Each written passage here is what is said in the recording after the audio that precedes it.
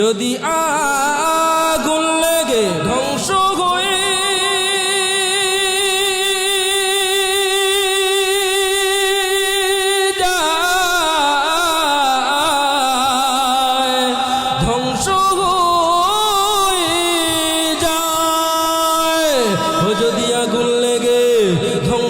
পৃথিবীর সব বইয়ের দোকান বিশ্ব থেকে হারাবে না পবিত্র কোরআন, ঠিক না?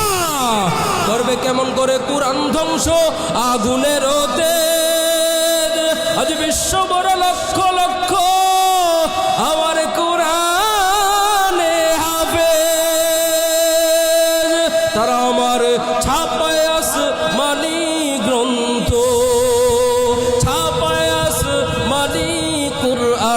বাঁচাবে ইসলামের মান, ঠিক না? বিশ্ব থেকে হারাবে না পবিত্র কোরআন। ওই পাকিস্তানের জিয়া মরল দুর্ঘটনায় ভাই, আর বিমান পুড়ে ছাই হইল, আমার কোরআন পুড়ে নাই। পাকিস্তানের জিয়াউল হক তদানীন্তন সময়কালের প্রেসিডেন্ট ছিলেন, বিমান বালা দিয়ে যে কোনো জায়গায় যাইতেছিলেন, বিমান পুরে ছারখার হয়ে যায়। ওই জিয়াউল হকের ছোট্ট পকেটের ভিতরে অল টাইম একটা কোরআনুল কারীম থাকতো, সুবহানাল্লাহ।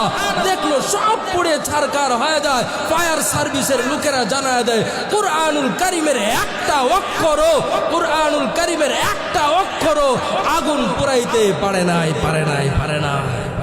পাকিস্তানের জিয়া মরল দুর্ঘটনায় ভাই, আর বিমান পুড়ে ছাই হইল, আমার কোরআন পুড়ে নাই। কোরআন যেমন ছিল তেমন আছে, ওই কোরআন যেমন ছিল ঠিক তেমন আছে, একটি অক্ষর হয়নি ম্লান, বিশ্ব থেকে হারাবে না পবিত্র কোরআন, ঠিক কিনা?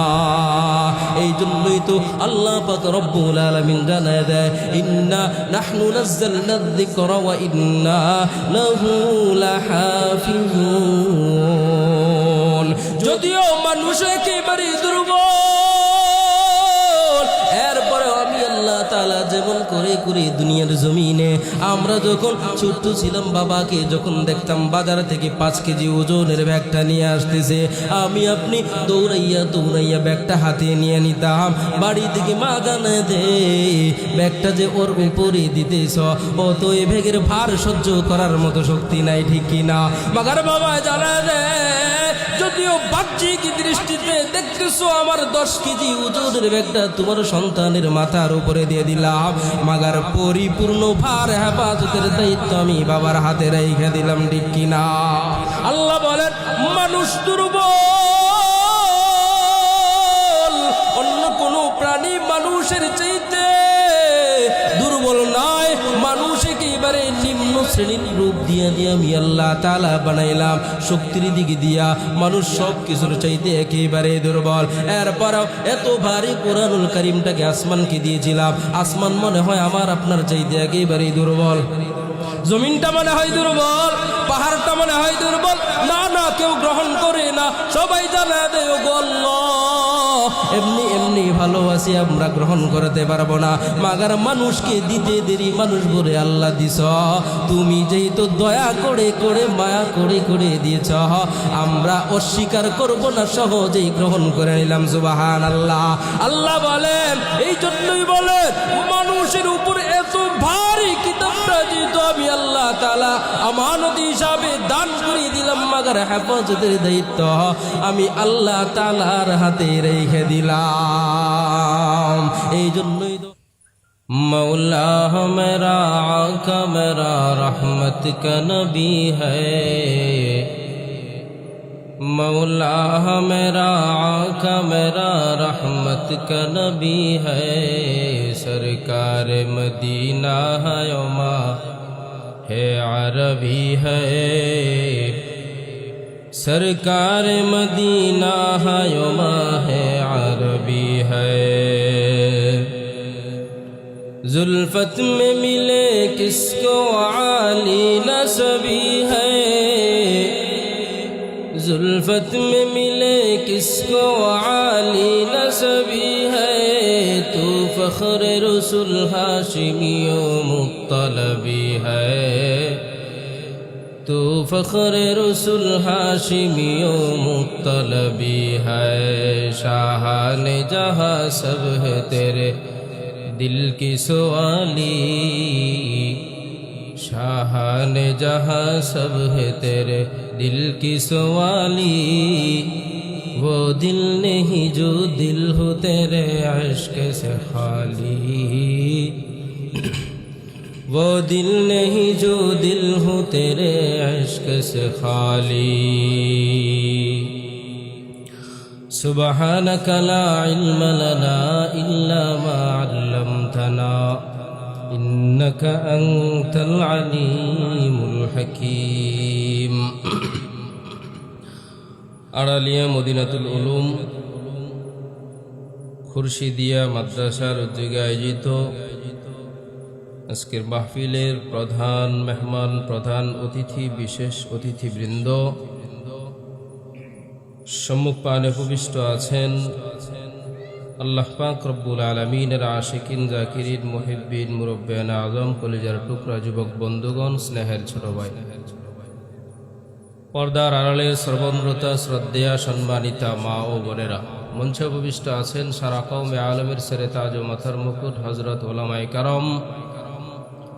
সর্বোপরি শুকর গুজার করছি ওই মহান রব্বে করিমের দরবারে, যে মহান রব্বে করিম আপনাকে আমাকে অত্যন্ত দয়া করে, মায়া করে, মহব্বত করে, ভালোবেসে দুনিয়ার বিভিন্ন ফিতনা ফাসাদ থেকে, বিভিন্ন কাজ থেকে ফারেক করে কিছু সময়ের জন্য দ্বীনি জলসায়, দ্বীনি মজমায় আসা বসার সুযোগ করে দিয়েছেন। এই জন্য আল্লাহ পাক রব্বুল আলামিনকে রাজি খুশি করার উদ্দেশ্যে আকাশ বাতাসকে মুখরিত করে অন্তরের অন্তঃস্থল থেকে উচ্চ কণ্ঠে আওয়াজ দিয়ে সমস্বরে শুকর গুজার করছি আলহামদুলিল্লাহ। আজকের মাহফিল হওয়াতে আমরা খুশি নাকি বেজার? কতটুকু খুশি? অনেক খুশি। যেই খুশি মাপার মতো দাড়িপাল্লা আছে নাকি? অতীতে ছিল, ভবিষ্যতে আসবে? আসবে না। এই খুশি কিসের জন্য? আল্লাহ তাআলার জন্য। কার জন্য? আল্লাহ তাআলার জন্য। আগেই কিছু কথা বলে নেওয়ার দরকার, যেহেতু আমি আপনাদের সামনে একেবারেই নতুন, তাই না?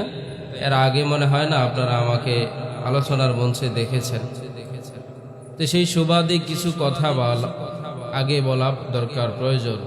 কথাগুলা কি? এটা কোরআনের মজমা, ঠিক কি না?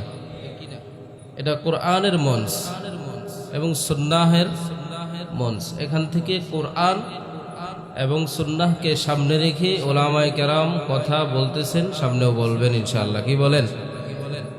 কথা হচ্ছে আমি কোরআন থেকে কথা বলবো, হাদিস থেকে কথা বললো, আমার গায়ে পড়লো নাকি আমার বাবার গায়ে পড়লো, সেটা কি দেখার বিষয়? সবাই বলেন, সবাই বলেন। কোরআনে সুদের কথা আছে না নাই? ঘুষের কথা আছে না নাই? জিনার কথা আছে না নাই? বেবিচারের কথা, জুলুমের কথা, 16 বছর যে হইল নাই? নাই? আছে। নামাজের কথা, রোজার কথা, পর্দার কথা, তা আমরা তো এইগুলাই বলি নাকি? এরপরেও একদল কেন জানি রাজনীতি খুঁজে, হ্যাঁ? কারণ রাজনীতি এখন মসজিদের ভিতরে ঢুকছে। কোন জায়গায়? আমি বলবো হ্যাঁ, মসজিদের ভিতরেই রাজনীতি ঢোকার প্রয়োজন। কারণ 1450 বছর আগে আমার রসুল মসজিদের নববী থেকে রাজনীতি করেছিল, ঠিক কিনা? যেন মসজিদের ভিতরে রাজনীতি হওয়ার দরকার আছে না নাই?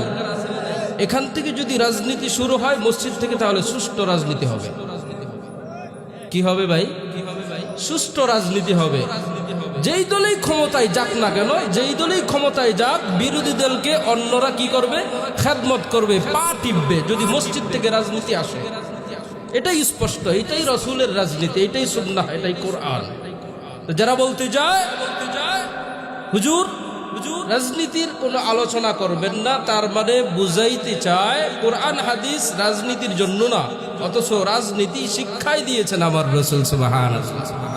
এই জন্য বললাম ভাই, অনেক সময় কথা এদিক সেদিক কোরআন হাদিস দিয়ে বুঝাই দিকে প্রেক্ষাপট টানতে হয়, এজন্য রাগ করব নাকি?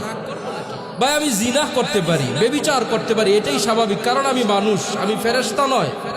আল্লাহ ফেরেশতাদেরকে বানিয়েছেন আমরা কিরামান কাতিবিন হিসাবে, যদিও এই নামটা ওই দুইজন ফেরেশতা নয়, এরপরেও বুঝাবার জন্য বলি দুইজন ফেরেশতা অল টাইম আছে না নাই? ডান পাশে একজন, বাম পাশে একজন। ডান পাশের জন কি লেখে? নেকির কাজ লেখে। বাম পাশের জন খারাপ কথাগুলা বা আপনার বদ আমলগুলা লিখতে থাকে। এদের কাজ শুধু এইটাই, দুনিয়াতে আর কি হচ্ছে না হচ্ছে কোনো খোঁজ খবর নাই। আমরা মানুষ, আমরা ফেরেশতা নই, গুনাহের কাজ করব ভাই, এটাই স্বাভাবিক। অস্বাভাবিক তখন হয়ে যায় যখন কোরআনের কথা বলা হয়, হাদিসের কথা বলা হয়, সুন্নাহর কথা বলা হয়, আমার শরীরে লাগবে, এটাই স্বাভাবিক। আমাকে হজম করার মতো শক্তি থাকতে হবে, ধৈর্য ধারণ করতে হবে, তখন আমি হবে হেদায়েত প্রাপ্ত। অন্যথায় যদি আঙ্গুল উঠাবার চেষ্টা করি, ওলামায়ে কেরামের বিরুদ্ধে যাই, তাহলে নিজের জীবন ধ্বংস, এলাকার জীবন ধ্বংস হয়ে যাবে। এটাই স্বাভাবিক, এটাই আমি বুঝাইতে চাইলাম। আমি যে আয়াতে কারিমা তেলাওয়াত করেছি একেবারে পরিচিত একটি আয়াত। আল্লাহ পাক রব্বুল আলামিন দুনিয়ার জমিনে আপনাকে আমাকে বানিয়েছেন, একটা তো মাকসাদ দিয়ে পাঠাইছেন, তাই না? এবার আল্লাহ পাক রব্বুল আলামিন জিন জাতিকে দুনিয়াতে বানিয়ে পাঠিয়েছিলেন। জিন জাতিকে বানানোর পর এরা নবীদেরকে পর্যন্ত ছাড় দেয় নাই, নবীদেরকে পর্যন্ত মারপিট করেছে। আল্লাহ পাক রব্বুল আলামিন জিন জাতিকে উঠায় নিলেন, এরপর কাদেরকে বানাইলেন? আল্লাহ পাক রব্বুল আলামিন মানুষদেরকে বানাইবেন, ফেরেশতাদেরকে নিয়ে মিটিং করতেছেন। এরে ফেরেশতার দল, আমি আল্লাহ পাক রব্বুল আলামিন মানুষদেরকে বানাইতে চাই, দুনিয়ার জমিনে পাঠাইব। ফেরেশতারা আল্লাহ পাক রব্বুল আলামিনকে মানা করে দেয়, নিষেধ করে দেয়। ওগো আল্লাহ, জিন জাতিকে বানিয়ে দুনিয়ার জমিনে পাঠিয়েছিলা, এরা মারামারি কাটাকাটি ফিতনা ফাসাদের ভিতরে নিমজ্জিত। আবার কেন ইনসানকে বানাইবা, আবার কেন মানুষকে বানায় পাঠাইবা? এরাও তো দুনিয়ার জমিনে যাবে, তো যাবে গিয়ে মারামারি কাটাকাটি ছাড়া কিছুই করবে না। অর্থাৎ আল্লাহ পাক রব্বুল আলামিন ফেরেশতা আল্লাহ তাআলাকে জানাইতে চায়, ওগো আল্লাহ, আমরা তো তোমার জন্য যথেষ্ট, আমরা তোমাকে সিজদা করতেছি, রুকু করতেছি, তাসবিহ তাহলিল গুলা পড়তেছি। ওগো আল্লাহ, মানুষ বানানোর কোনো প্রয়োজন নাই। আল্লাহ তাআলা জানায় দেয়, আমি আল্লাহ যা জানি তোমরা তা জানো না, ঠিক কিনা? ফেরেশতাদেরকে আল্লাহ তাআলা জানায় দেয়, এর ফেরেশতা আজকে তাকায় দেখ, গজরিয়ার ময়দানে, আড়ালিয়া গ্রামের ময়দানে এক শ্রেণীর মানুষেরা আজকে দুনিয়ার জমিনে আমি আল্লাহ তাআলাকে কোনদিন দেখে নাই, আমার পয়গম্বর হাবিবে কিবরিয়া কেউ দেখে নাই, আমার ফেরেশতাদের কেউ দেখে নাই, আমার জান্নাত দেখে নাই, আমার জাহান্নামও দেখে নাই, কোনো কিছুই দেখে না দেখে বিশ্বাস করে 5 ওয়াক্ত নামাজ সঠিক সময় আদায় করতেছে। এরপরেও সেই আসর থেকে নিয়ে গভীর রাত্র পর্যন্ত আমার মুসলিম ভাইয়েরা, আমার মুসলিম বান্দা বান্দিরা দেখ কোরআনের কথাগুলা শুনতেছে একমাত্র আমি আল্লাহ তাআলাকে খুশি করার জন্য, ঠিক কিনা? আল্লাহ পাক রব্বুল আলামিন আপনাকে আমাকে বানিয়েছেন উত্তম রূপ দিয়া, সুন্দর রূপ দিয়া। আল্লাহ তাআলা দুনিয়ার জমিনে আমরা জানি 18,000 মাখলুক। হ্যাঁ, কথা বুঝতেছেন না মনে হয়? আমার সাথে কথা বলতে হবে ভাই, যদি কথা না বলেন তাহলে বুঝবো আমি একবারে কবরস্থান পাশে, আমি মনে হয় কবরস্থানে আলোচনা করতেছি। এই জন্য না কিছু বলতে হবে ভাই। আল্লাহ তাআলা আমরা সাধারণ জানি কয় হাজার মাখলুকাত? 18,000, কিন্তু ডাহা মিথ্যা কথা। আল্লাহ যে কত মাখলুক, কত নিয়ামত দুনিয়াতে বানিয়েছেন, এটা গণনা করে আল্লাহ বলেন, বান্দা তুই শেষ করতে পারবি না। সুবহানাল্লাহ কয় না? কত যে মাখলুকাত দুনিয়ার জমিনে আমি বানিয়ে পাঠিয়েছি, তুই দুনিয়ার জমিনে মখলুকগুলি গনে গনে শেষ করতে পারবি না। দুনিয়ার জমিনে যত মখলুকাত আছে আমি আল্লাহ তাআলা সব চাইতে সুন্দর করে আমি বান্দা বান্দিরে বানাইছি। সুবহানাল্লাহ। ওয়াত্তিনি ওয়াজ্জাইতুনি ওয়া তুরি সিনিন ওয়া হাদাল বালাদিল আমিন।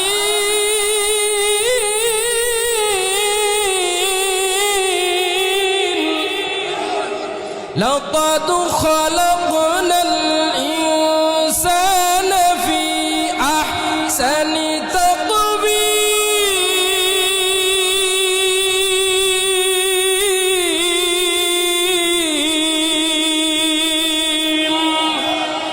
कलामे जिंदा कुराने हकीम हकमते उलाया जालसतु कदम जमीउल इल्म फिल कुराने लकिन तकासरत अन्हु अफहामुर रिजाली। अल्लाहु अकबर। আল্লাহ পাক রব্বুল আলামিন কুরআনুল কারীমের ভিতরে জানিয়ে দেন ওয়াত্তিন, আমি আল্লাহ তাআলা তিন ফলের কসম খাইলাম। ওয়াজ্জাইতুন, আমি আল্লাহ তাআলা জৈতুনের কসম খাইলাম। আল্লাহ পাক রব্বুল আলামিন বলতেছেন তুরি সিনিন ওয়া হাদাল বালাদিল আমিন, এই তুর পর্বতের কসম আমি আল্লাহ তাআলা খাইলাম। এই ওয়া হাদাল বালাদিল আমিন, এই পবিত্র নগরীর কসম খাইলাম। পবিত্র নগরী কোনটা? পবিত্র নগরী তো ওইটাই সারা দুনিয়া থেকে যত মানুষ যেই জায়গায় হজ আদায় করার জন্য যায়, ঠিক কি না? ওয়া হাদাল বালাদিল আমিন লাকাদ খালাকনাল ইনসানা ফি আহসানি তাকওয়িম। আমার আল্লাহ তাআলার কোনো কসম খাওয়ার প্রয়োজন আসেনি? হ্যাঁ আছে? কোনো কসম খাওয়ার প্রয়োজন নাই। এরপরে আল্লাহ পাক রব্বুল আলামিন কেন চারটা কসম খাইলেন? আল্লাহ তাআলা এই জন্যই কসম খেয়েছিলেন, আল্লাহ তাআলা তো সামনে কি হবে না হবে সব কিছুই জানেন। আল্লাহ বলেন বান্দা সব চাইতে তোর সুন্দর করে বানাইলাম। আর আমরা মানুষ 2023 সালে 22 সালে এসে আমরা জানাই দিলাম মানুষ আসলে মানুষ ছিল না, মানুষ ছিল বান্দর। কয় নাই মনে হয়? কয় নাই? মানুষ বান্দর। আল্লাহ কই তোর সুন্দর করে বানিয়েছি, অস্বীকার করতে রাজি না যে আমি মানুষ। ও কয় আমি বান্দর ছিলাম। ও বান্দরের কি পছন্দ? এখন বান্দরের খোয়ার ভিতরেই ঢুকছে। কোন জায়গায় ঢুকছে? বান্দরের পছন্দ। আল্লাহ বলেন বান্দর যেহেতু খোয়ারের ভিতরে থাকে, একটা ব্রেকেটের ভিতরে থাকে, তুই এটার ভিতরেই ঢুকে থাক। তোর বান্দর পছন্দ, মানুষ পছন্দ না। মানুষ তো দুনিয়ার জমিনে স্বাধীনভাবে চলবে, স্বাধীনভাবে আমি আল্লাহর ইবাদত বন্দেগী করবে, ঠিক কি না? আল্লাহ তাআলা চারটা কসম খেয়ে আল্লাহ তাআলা জানা দে, আল্লাহ তাআলা জানা দে লাকাদ খালাকনাল ইনসানা ফি আহসানি তাকওয়িম। আমি আল্লাহ তাআলা মানুষকে সুন্দর রূপ দিয়া বানাইলাম। আল্লাহ বলেন আহসানি তাকওয়িম, অতি উত্তম রূপ দিয়া বানাইলাম। কোন রূপ দিয়া? অতি উত্তম, অতি সৌন্দর্য করে। শুধু সুন্দর বলে ক্ষান্ত থাকেন নাই, আল্লাহ বলেন অতি উত্তম রূপ দিয়ে বানাইলাম। কিসের জন্য বানাইলাম? আমি আল্লাহ তাআলা শুধু বানিয়ে বানিয়ে ক্ষান্ত থাকি না। আমি আল্লাহ তাআলা গরুকেও বানাইলাম, আমি আল্লাহ তাআলা ছাগলকেও বানাইলাম, আমি আল্লাহ তাআলা বাঘ ভাল্লুককে বানরকেও বানাইলাম। কত মাখলুকাত বানাইলাম। জন্মের পর দেখে বিড়াল যখন জন্ম নিয়েছে, বিড়াল মেও মেও করতেই জন্ম নিয়েছে। মৃত্যুর আগ পর্যন্ত মেও মেও করে দুনিয়ার থেকে যায়, ঠিক কি না? কুকুর যখন কুকুরের ডাক জন্মকাল থেকে নিয়ে মৃত্যুর আগ পর্যন্ত একটা ডাকই তার জবানের ভিতরে থাকে। মাদার আল্লাহ পাক রব্বুল আলামিন জানা দে বান্দা আমি তোর সুন্দর রূপ দিয়া বানানোর ভিতরে এখানটাও দেখি নে। আমি আল্লাহ তাআলা তোরে দুইটা চক্ষু দিয়ে দিলাম, আমি আল্লাহ তাআলা তোরে একটা সুন্দর নাক ফিট করে দিলাম, আমি আল্লাহ তাআলা তোরে একটা জবান দিয়ে দিলাম, যেই জবান দ্বারা দুনিয়ার জমিনে তুই কথা বলে বলে বেড়াইবি, ঠিক কিনা? দুনিয়ার জমিনে আমি আপনি যখন এসেছিলাম তখন কেমন ভাবে কথা বলতে পারতেছিলাম?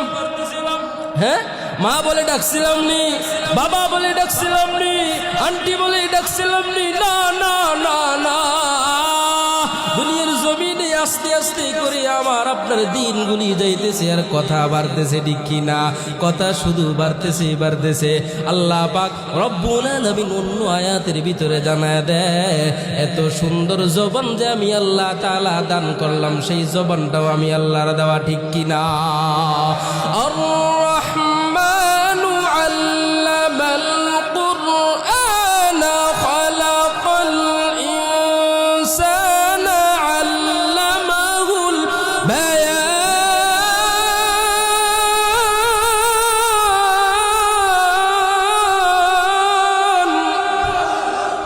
আমার আল্লাহ পাক রব্বুল আলামিন জানায় দেন আর রহমান, তিনি রহমান, ঠিক কিনা? আল্লাহর মতো দয়াশীল, আল্লাহর মতো রহমান, আল্লাহর মতো রহিম আর কেউ নাই, ঠিক কিনা? আল্লাহ পাক রব্বুল আলামিন জানায় দেন আর রহমান আল্লামাল কুরআন, আমি আল্লাহ তাআলা কুরআনের শিক্ষা দান করলাম। সুবহানাল্লাহ। কোরআনটা আল্লাহ পাক রব্বুল আলামিন দিয়ে দিলেন, জ্ঞান দিয়ে দিলেন, কোরআনটা আমাদেরকে দান করলেন। আল্লামাল কুরআনা খালাকাল ইনসান আল্লামাহুল বায়ান। আল্লাহ বলেন কোরআন দিলাম, এরপর আমি আল্লাহ তাআলা জবান দিয়ে দিলাম, ঠিক কিনা? আল্লাহ পাক রব্বুল আলামিন আবার বলতেছেন আলোচনা করার জন্য, বক্তব্য দেওয়ার জন্য সুন্দর একটা জবান দান করে দিলাম, যে জবানটা দিয়া দিয়া দুনিয়ার জমিনে তুই কথোপকথন করবি, একে অপরের সাথে সুখ দুঃখের আলাপ করবি, স্বামী স্ত্রীর সাথে আলাপ করবি, স্ত্রী আবার স্বামীর সাথে কথা বলবি। যদিও আমরা হালাল পন্থায় কাজে না লাগাইয়া বেহালাল পন্থায় লাগাই, ঠিক কিনা? বুঝেন নাই মনে হয়? হ্যাঁ, এই যে সামনে আসতেছে না 14 ফেব্রুয়ারি, হ্যাঁ আসতেছে, অপেক্ষিত অনেক যুবক যুবতী অপেক্ষায় অপেক্ষিত। খোদা এই জবান দিয়েছেন কিসের জন্য? জবান দিয়ে আমি আল্লাহ তাআলার ইবাদত বন্দেগী করবা। সুবহানাল্লাহ। খারাপ লাগেনি ভাই? সময় খুব সংকীর্ণ, এই জন্য ডাইরেক্ট আলোচনায় ঢুকলাম। বিরক্ত হচ্ছেন না তো? বেশি কষ্ট দিব না ইনশাআল্লাহ, আর কিছুক্ষণ চলবে, 10-15 মিনিট ইনশাআল্লাহ। তা আল্লাহ তাআলা জবান দিলেন কিসের জন্য? মাকসাদ শুরুতে মনে আছে তো? আল্লাহ আমাদেরকে বানাইলেন কিসের জন্য? ইবাদত বন্দেগী করার জন্য।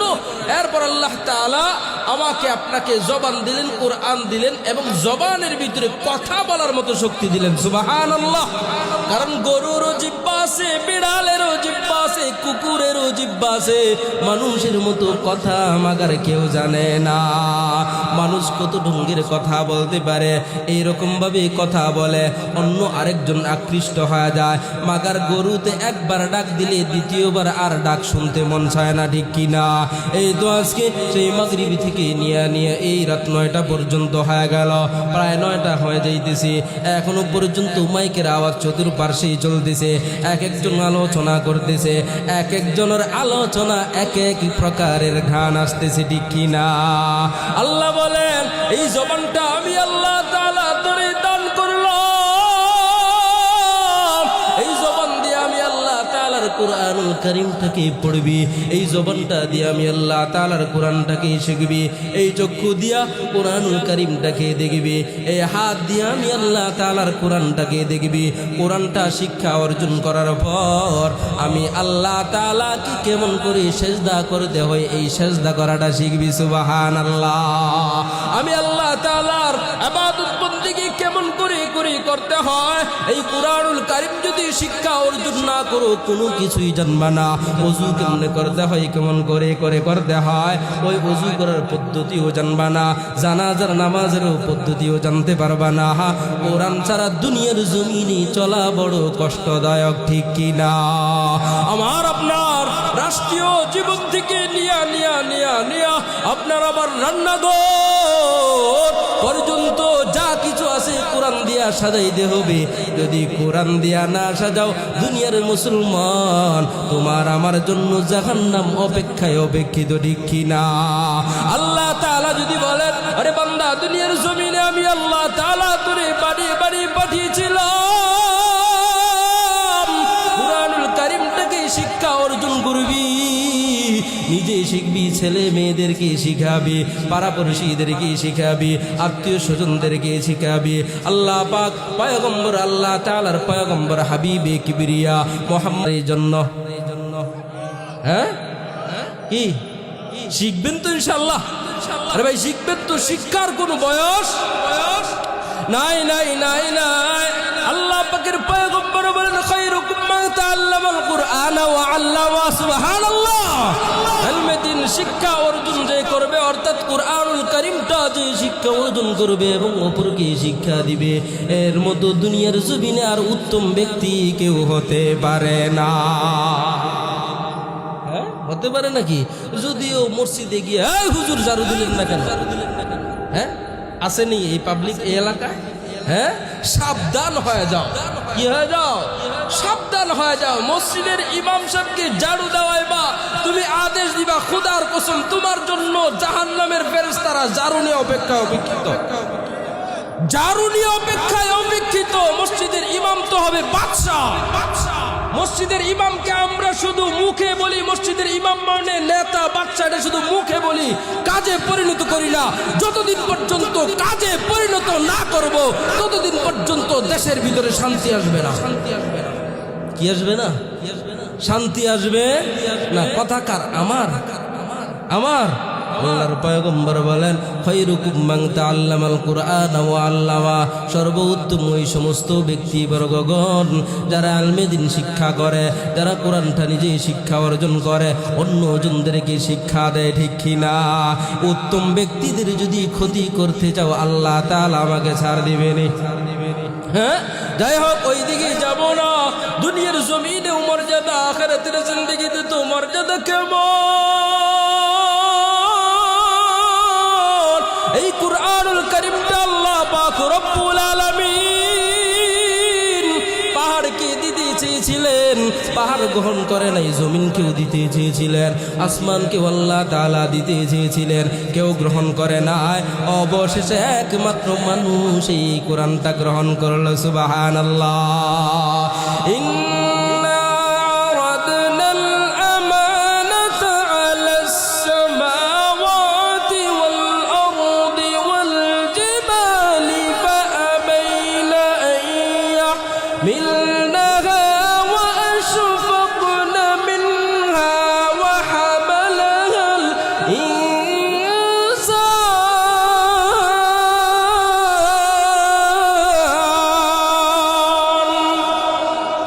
ইন্নাহু কানা যালুমান জাহুলা।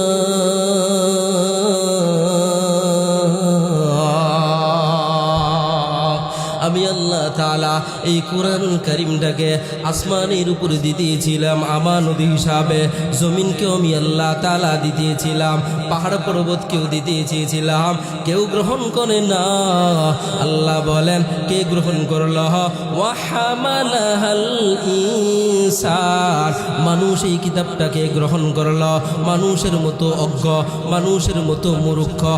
আল্লাহ তাআলা বলেন, ইন্নাহু কানা যালুমান জাহুলা। আল্লাহ তাআলা বলেন, মানুষ এই কিতাবকে গ্রহণ করলো, আবার নিশ্চয়ই মানুষের মতো অজ্ঞ, মানুষের মতো মূর্খ এই কিতাবটাকে গ্রহণ করেছে।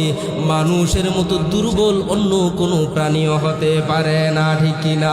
এই তো আমার সামনে দিয়া ওই পাখিগুলা, পাখি কি বলে এটাকে? কি পোকা? জিজি পোকা না? হ্যাঁ, যে ধরনের এক ধরনের পোকা বলেন, এই পোকার চাইতেও আমি দুর্বল। কেমন দুর্বল? এই পোকা যদি আমার নাক দিয়ে ঢুকে, আমি অসুস্থ। এই পোকা যদি আমার পেট দিয়ে ঢুকে আমি অসুস্থ, সামান্য মশার কামড় সহ্য করতে পারি না, ঠিক কিনা? কেমন করে করে আবার আল্লাহ তাআলার সাথে যুদ্ধ করব? নমরুদ তো আল্লাহ তাআলার বিরুদ্ধে যুদ্ধ ঘোষণা করেছিল। দুনিয়ার জমিনে একজন খোদায় থাকবে, দুইজন খোদা থাকতে পারে না। একজন জানা দেয়, রে নমরুদ, আল্লাহ তাআলাকে যেই মুসা ইব্রাহিম পয়গম্বরের যে খুদা আছে, ওই খুদারে যদি ধ্বংস করতে চাও তাহলেই তো তোমার কর্তৃত্ব এই দুনিয়ার জমিনে চলবে, তুমি সবচাইতে বড় খুদা। তাহলে ওই আল্লাহকে কোথায় পাওয়া যাবে? কয় আসমানের ভিতর পাওয়া যাবে। কোথায়? কারণ কিসের জন্য? ইব্রাহিম পয়গম্বরকে দেখেছি রাত্রি যখন গভীর হয়ে যায় উপর দিকে তাকাইয়া তাকাইয়া দোয়া করে, তার মানে তার খোদা মনে হয় উপরের দিকেই থাকে। ওই উপরের খোদারে যদি ধ্বংস করতে পারো তোমার কর্তৃত্ব বহাল। হুজুরদেরকে যদি জেলখানার ভিতরে ঢুকাইতে পারো তাহলে এই বাংলাদেশের ভিতরে কর্তৃত্ব একেবারে বহাল। বুঝেন নাই মনে হয়? ভাই সব কিছু তো বলতে পারতেছি না, বুঝে নিবেন তাহলেই হয়। করছেন এরকম? ক্ষমতায় থাকার জন্য শুধু আলেমদেরকে অকট্ট ভাষায় গালিগালাজ করেছে, কত হামলা মামলা দিয়েছে, এরপরে কি পারছে? ভাই আলেমদের বিরুদ্ধে গিয়ে, ওলামায়ে কেরামের বিরুদ্ধে গিয়ে তুমি কেন তোমার চাইতে নমরুদ হাজার কোটি কোটি গুণে সব চাইতে অধিকারী ছিল বেশি। টাকার দিক দিয়ে বলো, সৌন্দর্যের দিক দিয়ে বলো, ক্ষমতার দিক দিয়ে বলো, সব দিক থেকে নমরুদ ক্ষমতাশীল ছিল। এরপরেও সামান্য নেংড়া মশার কাছে নমরুদ একেবারে নিষ্পেষিত। হ্যাঁ, সামান্য মশা। আল্লাহ পাক রব্বুল আলামিন পশু পাখায় পাঠায় নাই, পাখিও পাঠায় নাই, সমস্ত মশাদেরকে আল্লাহ তাআলা যুদ্ধের জন্য পাঠায় দেয়। সামান্য ন্যাংরা মশা এসে বলে, ওগো আল্লাহ, আমিও যুদ্ধের ময়দানে যাইতে চাই। আল্লাহ বলেন, তুই কি করবি?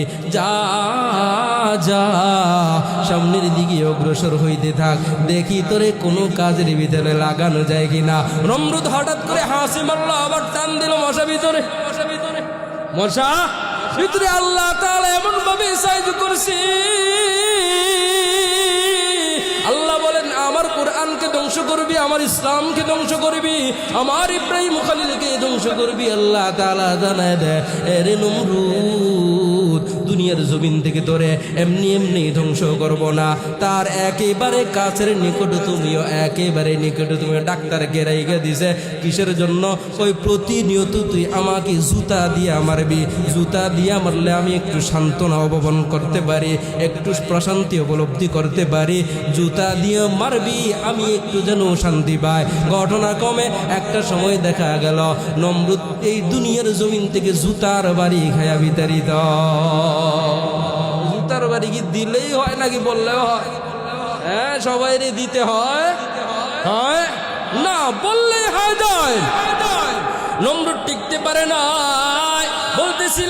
বলতেছিলাম এই কুরআনুল কারীমটাকে যে অবমাননা করবে সেই ধ্বংস, ঠিক কিনা? এই বাংলার জমিনে অতিথি যারা এসেছিল কুরআনকে অবমাননা করবে, সংসদের ভিতরে কুরআনুল কারীম থাকতে দেওয়া যাবে না। আজকে সংসদ পড়ে আছে, ওই টাকলা মুরাদ কিন্তু নাই। আসেনি নাই। এই দুনিয়ার জমিন যেমনি ছিল এমনিই থাকবে, আমার রব থাকবে, দুনিয়ার সব কিছু ধ্বংস হয়ে যাবে। কয় দিনের দুনিয়া রে ভাই? কয় দিনের দুনিয়া? মাত্র সামান্য, আজকে মারা গেলে কালকে 2 দিন হয়ে যাবে। অহংকারী ছেড়ে দিতে হবে। আলোচনা বুঝতেছেন তো?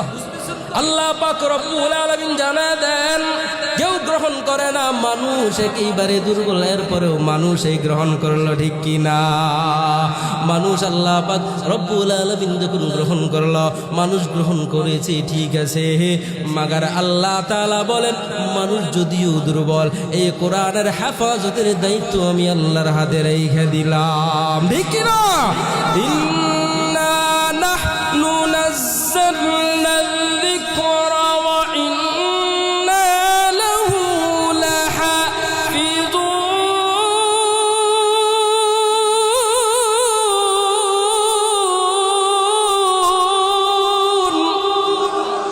চিশতে কুরআন এই কালামে হক بخشناس رونمائے رب نسعى مدبنس حرف حرفش رستے در بر معنوی معنوی در معنوی در معنوی اے کہ منا زیب قرآن عظیم تاکو جادر حجر میباشی مقیم اللہ আকবার যদি আগুন লেগে ধ্বংস হয়ে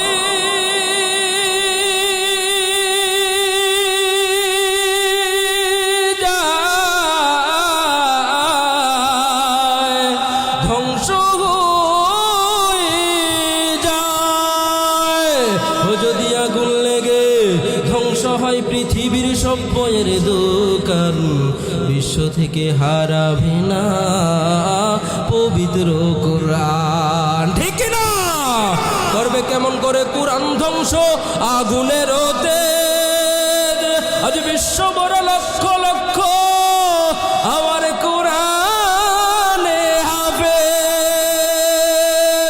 তারা আমার ছাপায় আসমানি গ্রন্থ ছাপায় আসমানি কোরআন বাঁচাবে ইসলামের মান ঠিক না বিশ্ব থেকে হারাবে না পবিত্র কোরআন ওই পাকিস্তানের জিয়া মরল দুর্ঘটনায় ভাই আর বিমান পড়ে ছাই হইল আমার কোরআন পুড়ে নাই পাকিস্তানের জিয়াউল হক তদানীন্তন সময়কালের প্রেসিডেন্ট ছিলেন বিমান বালা দিয়ে যে কোনো জায়গায় যাইতেছিলেন বিমান পুরে ছারখার হয়ে যায় ওই জিয়াউল হকের ছোট্ট পকেটের ভিতরে অল টাইম একটা কোরআনুল কারীম থাকতো সুবহানাল্লাহ দেখলো সব পুড়ে ছারখার হয়ে যায় ফায়ার সার্ভিসের লোকেরা জানায় দেয় কোরআনুল কারীমের একটা অক্ষরও কোরআনুল কারীমের একটা অক্ষরও আগুন পোড়াইতে পারে নাই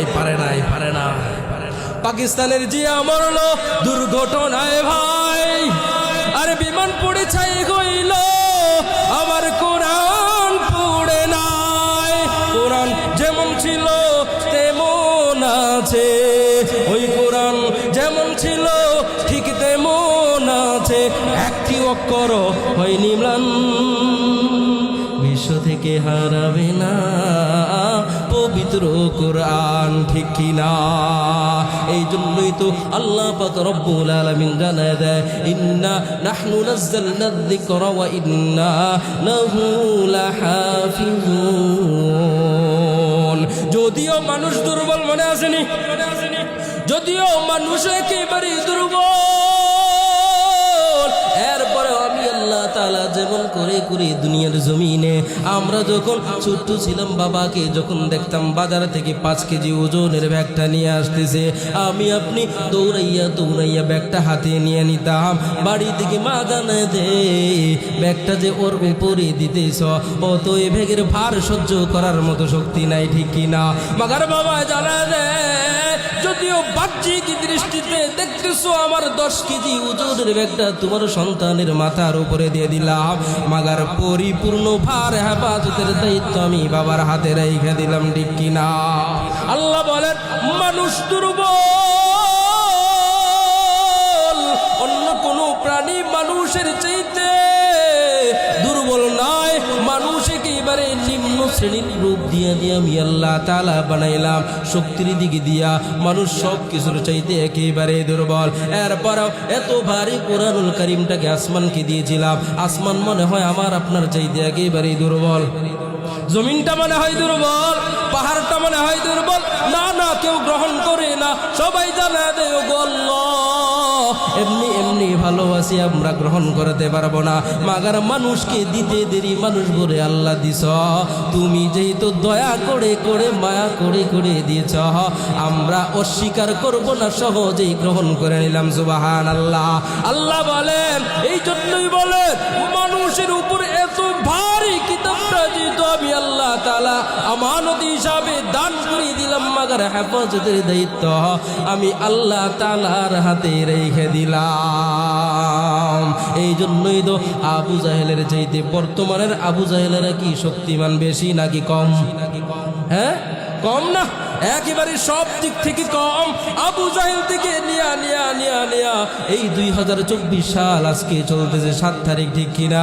এই 7 তারিখ পর্যন্ত যত নাস্তিক মুরতাদেরা কোরআনকে ধ্বংস করার জন্য এসেছিল, আজকে তারা নাই, সবাই ধ্বংস। কোরআন আছে না নাই? আছে না নয়? বাদশাহ মামুনুর রশিদ নাম শুনেছি আমরা। সময় কি আমার আছে নাকি? সে আমার সময় শেষ। হ্যাঁ, মামুনুর রশিদ আমরা নাম শুনেছি, হ্যাঁ? বাদশাহ মামুনুর রশিদের দরবারে মাঝে মাঝে মজমা হইতো এরকম ভাবে, প্রতিযোগিতার জন্য বিভিন্ন ধর্মের লোকেরা পাণ্ডিত্য অর্জন করেছে যারা, তারা প্রতিযোগিতা দেওয়ার জন্য প্রতিনিয়ত আসতো। অর্থাৎ যখন অনুষ্ঠান হইতো সবাই আসতো এমনি যার যার ধর্মের কর্মকীর্তিকলাপগুলা ওই জায়গার ভিতরে উপস্থাপন করতো। একদিন দেখলো এক ইহুদি আইসা এত সুন্দরভাবে বক্তব্য দিল, তার বক্তব্য একেবারে উপস্থিত সবাই একেবারে মগ্ন হয়ে যায়। সুবহানাল্লাহ, একেবারেই মগ্ন হয়ে যায়। একটা সময় বক্তব্য শেষ, বক্তৃতা শেষ, মামুনুর রশিদ ডেকে জানা দে, বান্দা, দুনিয়ার জমিনে তোমাকে তো আল্লাহ তাআলা সুন্দর রূপ দিয়া বানাইছেন, তোমাকে একটা জবানও দিয়েছেন, খুব সুন্দর বক্তৃতা করতেছো, তোমাকে আমি একটা দাওয়াত দিয়ে দিই। আমি বর্তমান চলমান বাদশাহ হিসাবে নিযুক্ত আছি, তুমি যদি ইসলাম ধর্মটা গ্রহণ করো, আমি অতি উত্তম রূপে তোমার সাথে ব্যবহার করব। সুবহানাল্লাহ। ওই লোক জানা দেয় না না না,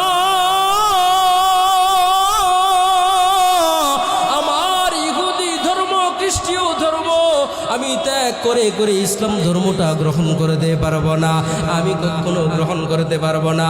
মামুনুর রশিদ কোনো কিছুই বলে না। দীর্ঘ 1-2 বছর অতিবাহিত হওয়ার পর আবার এই অনুষ্ঠানের আয়োজন করা হয়। এলাকার বিভিন্ন দেশ থেকে একেবারে প্রথম সারির যারা পাণ্ডিত্য অর্জন করেছে তাদেরকে এবার দাওয়াত দেওয়া হয়েছে। ওই সকল লোকদের মাঝে ওই ইহুদি লোকটাও এই পর্যায়ে এসে গিয়েছে। বক্তব্য চলতেছে। আগে যেই রূপ নিয়া বক্তব্য দিয়েছিল, আজকে আর সেই রূপ নিয়া বক্তব্য দেয় না। পরিপূর্ণ তার বক্তব্যটাই ছিল ইফতা বিভাগের উপর, ফিকহের উপর, মাসআইলের উপর বক্তব্য দিল। মামুনুর রশিদ একেবারে কি কর্তব্য বিমূঢ় হয়ে যায়, হতভম্ব হয়ে যায়। কি রে, কত বছর আসছিল, গত 1-2 বছর আগে আসছিল, দেখেছিলাম ইহুদি, আর আজকে দেখতেছি মুসলমান হয়ে যায়।